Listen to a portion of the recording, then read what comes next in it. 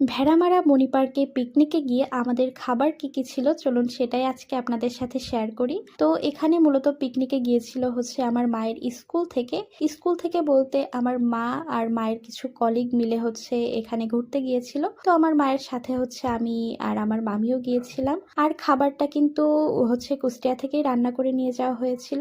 আমার মায়ের হচ্ছে এক কলিগের আম্মু রান্নাটা হচ্ছে করে দিয়েছিল। তো আমরা ওখান থেকে প্যাকেট করে তারপরে হচ্ছে আমরা মণি পার্কে ওই খাবারটা নিয়ে গিয়েছিলাম। তো মণি পার্কে যেতে যেতে আমাদের মোটামুটি 2টা-2:30 বেজে গিয়েছিল। তো আমরা ওখানে গিয়ে প্রথমেই হচ্ছে একটা জায়গা সিলেক্ট করে ওখানে বসে যাই খাবারটা খাওয়ার জন্য। তো আমাদের খাবারে ছিল হচ্ছে খিচুড়ি, মুরগির মাংস আর সালাদ। আর সত্যি বলতে খিদে পেটে এই খাবারটা খেতে যে এত ভালো লাগছিল, মানে যেমন হচ্ছে খিচুড়িটাও অনেক বেশি ঝালঝাল হয়েছিল, মাংসটাও অনেক বেশি ঝালঝাল হয়েছিল, সব মিলিয়ে কিন্তু খাবারটা দুর্দান্ত ছিল। আর আপনারা কিন্তু জানেনই যে খিচুড়ি আর মুরগির মাংসের কম্বিনেশনটা কিন্তু সবসময় বেস্ট।